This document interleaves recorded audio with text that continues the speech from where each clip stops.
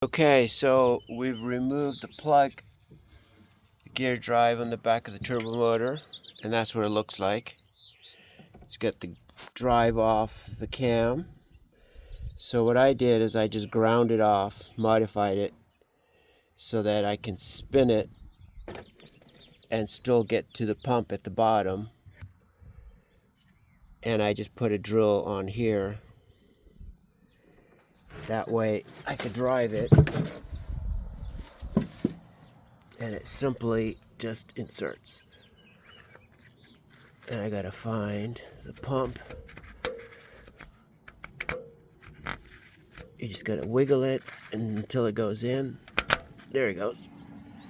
So then I just gotta put the retainer back in and tighten it and start cranking.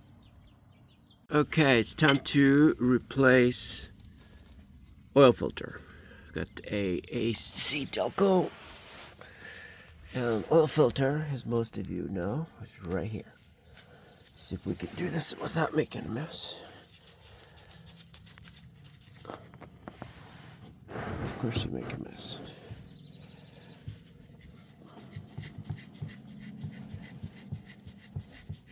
The oil's dirty, but looks pretty good. There's no water in here. Just a little in the pan from pressure washing it without an intake.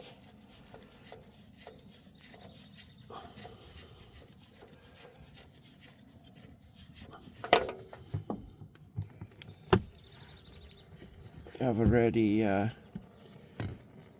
put a little oil on the seal of this. And let's see if we could do this all with one hand.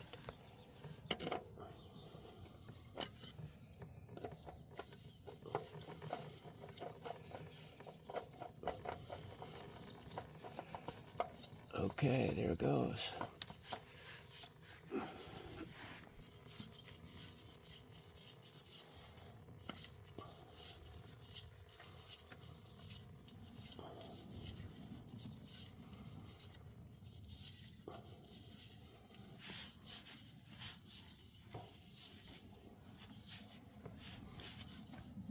Okay, so I'll tighten it with the wrench.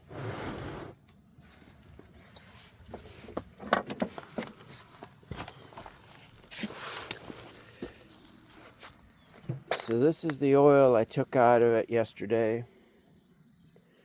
It doesn't look too bad. This is the diesel that sat overnight. It doesn't look too bad either. So now we're going to plug the oil passages. Got a friend helping today. So that way we're just eliminating the oil cooler.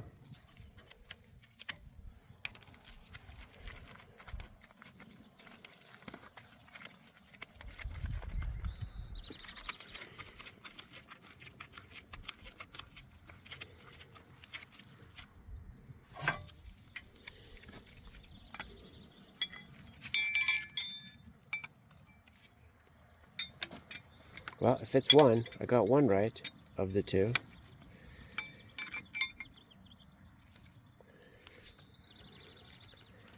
So we'll get this tightened up. So this is for the oil.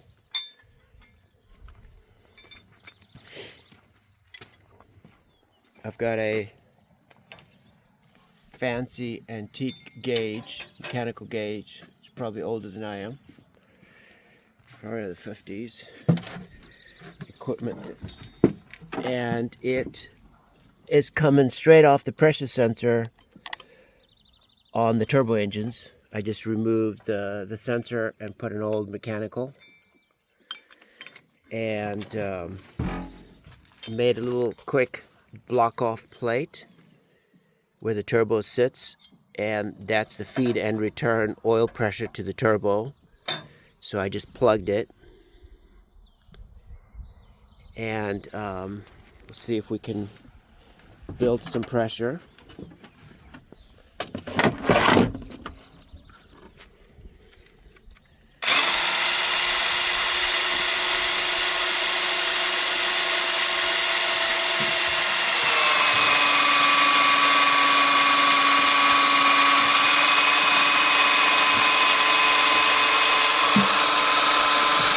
keep doing this for a while until we start getting some pressure and we prime the system.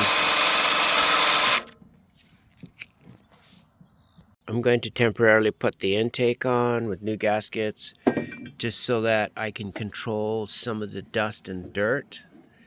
And I'm just going to put it finger tight so that if I have issues with the fuel pump, then I can take it out and get it rebuilt. But this way I can control some of the dirt and dust out here.